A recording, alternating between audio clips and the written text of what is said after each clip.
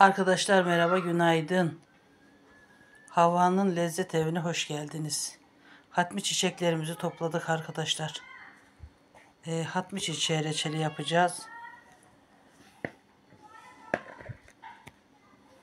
Böyle şu köklerini aldık arkadaşlar. Şuralarını kesiyoruz. Buralarını kesiyoruz arkadaşlar. Sadece şu yaprağı kalıyor. Hani öksürüğe, kuru öksürüğe balgam söktürmesi için şifa deposu arkadaşlar. Allah neler yaratmış bizim için. Hani Barış Manço'nun bir türküsü vardı. Ha ha ha hapşu diye. Yani şifa olmasaydı rahmetli Barış Manço bunu söylemezdi arkadaşlar. Çiçeklerimizin burasını böyle kesiyoruz arkadaşlar. İçinin tohumunu böyle alıyoruz. İsteyen şurasını keser, beyaz yerini. İstemeyen kesmez arkadaşlar.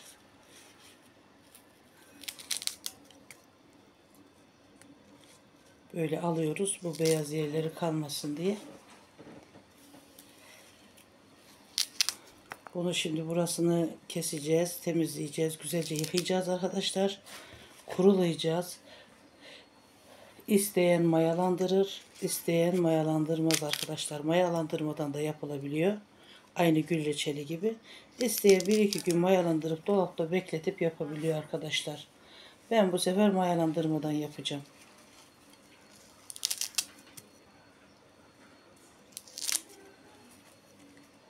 Hani içinde böcekler falan oluyor. Bunun güzelce yıkanması lazım arkadaşlar. O hayvanların gitmesi lazım. Koyu renklerini koyuyorum ben genellikle arkadaşlar ki rengini bıraksın diye.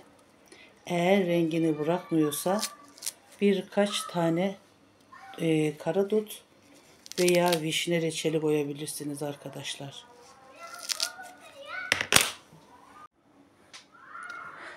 Bir bardak şeker atıyoruz. Bu şekilde arkadaşlar. Bir çay kaşığı da limon tuzu koyduk. Onu bir güzel havanda ezdik arkadaşlar.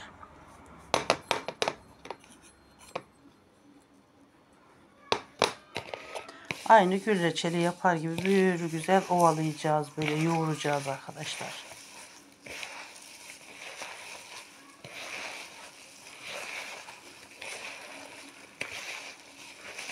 O kendi güzel bor suyunu bırakacak arkadaşlar.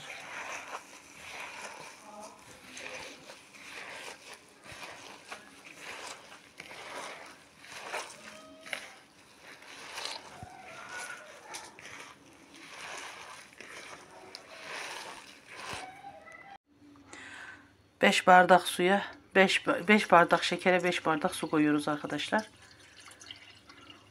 Şerbetini bir güzel kaynatacağız şimdi.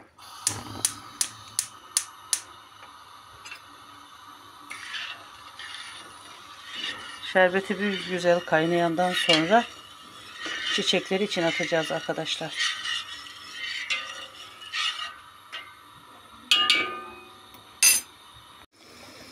Şerbetimiz koyulaştı arkadaşlar. Çiçeğimiz için aktarıyoruz. Ne güzel mor rengini bıraktı arkadaşlar.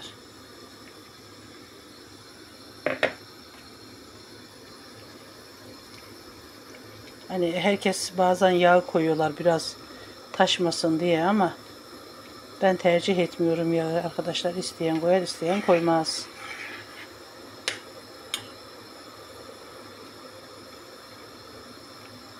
Rengindeki güzelliğe bakar mısınız arkadaşlar?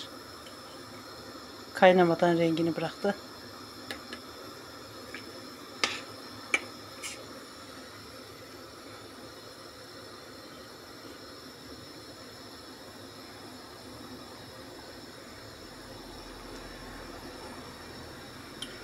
Kuru öksürüğe, boğaz ağrısına birebir şifa kaynağı arkadaşlar. Afiyet olsun.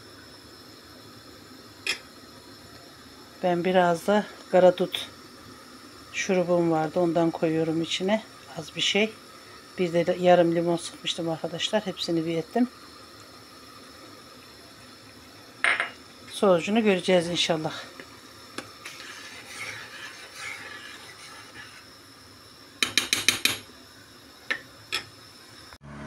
İşte reçelimizin son hali arkadaşlar. Hatmi çiçeğimizin reçeli.